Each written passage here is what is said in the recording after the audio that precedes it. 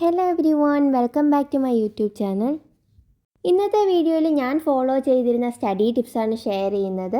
എനിക്ക് 12th നല്ല mark വാങ്ങാനും അതേപോലെ 10th ഒക്കെ ഹെൽപ്ഫുൾ ആയിട്ടുള്ള കുറച്ച് സ്റ്റഡി ടിപ്സാണ് ഞാനിന്ന് ഷെയർ ചെയ്യുന്നത്. ഫസ്റ്റ് ഞാൻ പറയുന്നത് എനിക്ക് ഏറ്റവും യൂസ്ഫുൾ ആയിട്ട് തോന്നിയിട്ടുള്ള ഒരു ടിപ്പാണ് portion based studying instead of time based studying. Time based studying ആകുമ്പോൾ നമ്മൾ എന്തോ ചെയ്യും, 2 മണിക്കൂറാകുമ്പോൾ നമ്മൾ പഠിച്ചത് ചിലപ്പോൾ ചെറിയൊരു ടോപ്പിക് ആയിരിക്കും. പഠിക്കാൻ പാടുള്ളവരാണെങ്കിൽ അവർക്ക് കവർ ചെയ്യാൻ പറ്റുന്നത് ചെറിയൊരു ടോപ്പിക് ആയിരിക്കും. അപ്പോൾ നമ്മൾ ടൈം ബേസ്ഡ് സ്റ്റഡി ചെയ്യുമ്പോൾ നമുക്ക് ഒരിക്കലും പോർഷൻസുകൾ കവർ ചെയ്ത് തീർക്കാനായിട്ട് പറ്റത്തില്ല. അതിന് പകരം നമ്മൾ പഠിക്കുന്നതിന് മുന്നേ നമ്മൾ എത്ര പോർഷനാണ് കവർ ചെയ്യാനായിട്ടുള്ളത് എന്ന് കണ്ടുപിടിക്കുക. അതിനുശേഷം ആ പോർഷൻ കഴിയുന്നത് വരെ ഇരുന്ന് പഠിക്കുക. അതിന് ഹാഫ് ആൻ അവർ ആണെങ്കിൽ ഹാഫ് ആൻ അവർ, 1 അവർ, 2 അവർ, അങ്ങനെ ചിലപ്പോൾ 3 അവേഴ്സ് വരെ പോകാം. അപ്പോൾ അത്രയും ടൈം നമ്മളെടുത്ത് പഠിക്കുകയാണെങ്കിൽ അത് കുറച്ചും കൂടെ ഹെൽപ്ഫുള്ളും അതേപോലെ തന്നെ മെമ്മറി നല്ല രീതിയിൽ നിൽക്കാനായിട്ട് ഹെൽപ്പ് ചെയ്യുകയും ചെയ്യും. രണ്ടാമത്തെ tip, arrange your table with essential commodities four studying. പഠിക്കാനായിട്ട് ആവശ്യമായിട്ടുള്ള കാര്യങ്ങൾ മാത്രം ടേബിളിൽ വെച്ചിട്ട് ബാക്കിയുള്ള കാര്യങ്ങളെല്ലാം എടുത്ത് മാറ്റി വയ്ക്കുന്നത്. ഇപ്പോൾ വേണ്ട കാര്യങ്ങളെന്ന് പറയുന്നത് ടെക്സ്റ്റ് ബുക്കുകൾ അല്ലെങ്കിൽ നിങ്ങൾ റെഫർ ചെയ്യുന്ന ഏതെങ്കിലും study material, notebook, pencil, pen, eraser, scale, calculator. അക്കൗണ്ടൻസിക്കൊക്കെ കാൽക്കുലേറ്റർ വേണം. അപ്പോൾ കാൽക്കുലേറ്റർ, ഒരു വാട്ടർ ബോട്ടിൽ, എസെൻഷ്യൽ ആയിട്ടുള്ള കാര്യങ്ങൾ മാത്രം ടേബിളിൽ വെച്ചിട്ട് ബാക്കിയുള്ള കാര്യങ്ങൾ മാറ്റി വയ്ക്കുക. Tip number 3, drink water. Water കുടിക്കുന്നത് എപ്പോഴും നല്ലതാണ് നമുക്ക്. പക്ഷേ ഒരു കാര്യമുണ്ട്, നമ്മൾ പഠിക്കാൻ സ്റ്റാർട്ട് ചെയ്യുന്നതിന് മുന്നേ ഒരു ബോട്ടിൽ വാട്ടർ എടുക്കുക.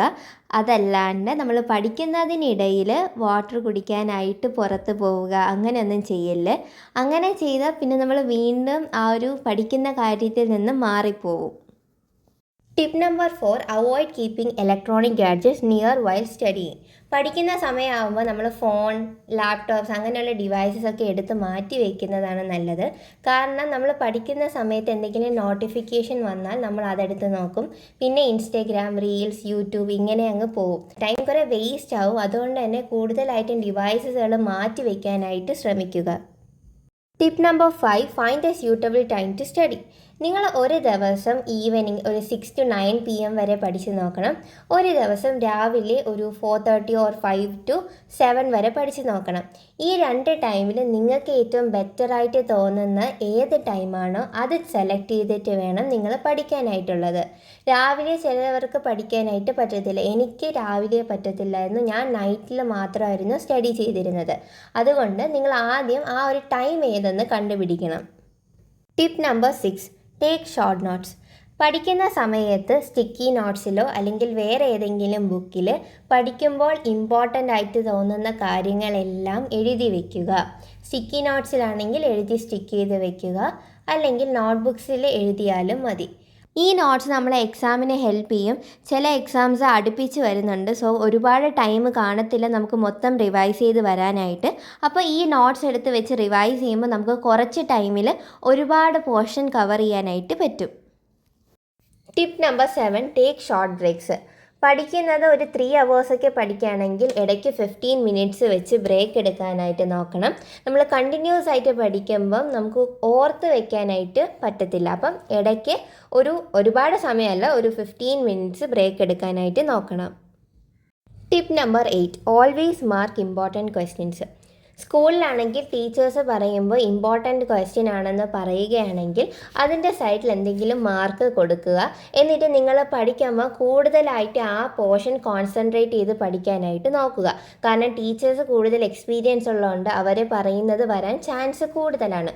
അതുകൊണ്ട് നിങ്ങളിങ്ങനെ മാർക്ക് ചെയ്ത് പഠിക്കുമ്പോൾ എക്സാമിന് വരുമ്പോൾ നമുക്ക് പെട്ടെന്ന് എഴുതാനായിട്ട് പറ്റും. Tip number 9, revise daily. Monday ഒരു പോർഷൻ പഠിച്ചു കഴിഞ്ഞാൽ ട്യൂസ്ഡേ നമ്മൾ നെക്സ്റ്റ് പോർഷൻ സ്റ്റാർട്ട് ചെയ്യുന്നതിന് മുന്നേ മൺഡേ പഠിച്ച പോർഷൻ റിവൈസ് ചെയ്യുക. അത് നോട്ടിൽ നോക്കിയല്ലാതെ നമ്മൾ സ്വന്തമായിട്ട് പറഞ്ഞു നോക്കുക.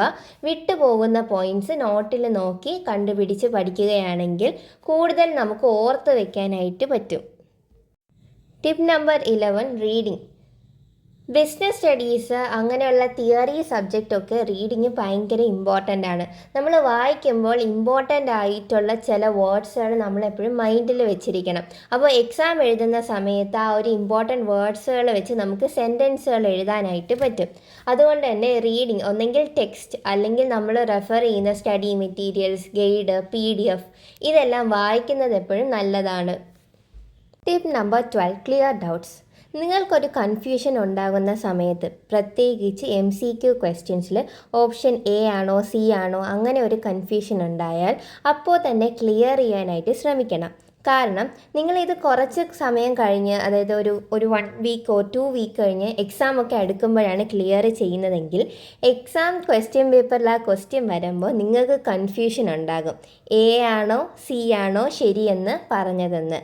അപ്പോൾ ആ ഒരു കൺഫ്യൂഷൻ വരണമെങ്കിൽ നിങ്ങൾക്ക് കൺഫ്യൂഷൻ ഉണ്ടാകുന്ന ആ ടൈമിൽ തന്നെ അത് ക്ലിയർ ചെയ്താൽ കറക്റ്റ് ആൻസർ മാത്രമായിരിക്കും മൈൻഡിൽ ഉണ്ടാകുന്നത്. Tip number 13 revise completed topics on the weekend ആകുമ്പോൾ നിങ്ങൾ മൺഡേ ടു സാറ്റർഡേ വരെ പഠിച്ച എല്ലാ ടോപ്പിക്കുകളും ഒന്നും കൂടെ റിവൈസ് ചെയ്യണം ആദ്യം തൊട്ട്. അതിനുശേഷം നെക്സ്റ്റ് മൺഡേ ആകുമ്പോൾ നിങ്ങൾ പിന്നെ ഈ ഒരു ടോപ്പിക്ക് റിവൈസ് ചെയ്യാനായിട്ട് നിൽക്കേണ്ട. ഓരോ വീക്കെൻഡിൽ ആ ഒരു വീക്കിൽ പഠിച്ച ടോപ്പിക്ക് റിവൈസ് ചെയ്യുക. എന്നിട്ട് ഒരു മന്തിൻ്റെ എൻഡ് വരുമ്പോൾ ആ ഒരു മന്ത് ഫുള്ള് പഠിച്ച കാര്യങ്ങൾ നിങ്ങൾ റിവൈസ് ചെയ്യുക. ഇങ്ങനെ നമ്മൾ റിവൈസ് ചെയ്യുമ്പം എക്സാം ടൈമിൽ കൂടുതൽ നമ്മൾ ഓർത്തിരിക്കാനായിട്ട് ഒരുപാട് ഹെൽപ്പ് ചെയ്യും. Tip number 14 understand and study.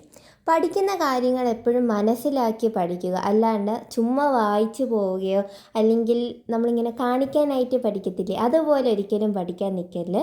പഠിക്കുന്ന കാര്യങ്ങൾ മനസ്സിലാക്കി പഠിക്കാനായിട്ട് കൂടുതലായിട്ട് ശ്രമിക്കുക. പഠിക്കുന്ന സമയത്ത് അതിൽ മാത്രം കോൺസെൻട്രേറ്റ് ചെയ്യുക. പഠിക്കുന്നതിൻ്റെ മീനിങ് പറഞ്ഞ് പഠിക്കുക. നമ്മളായിട്ട് തന്നെ ഷോർട്ട് കട്ട്സുകൾ കണ്ടുപിടിച്ച് പഠിക്കുക.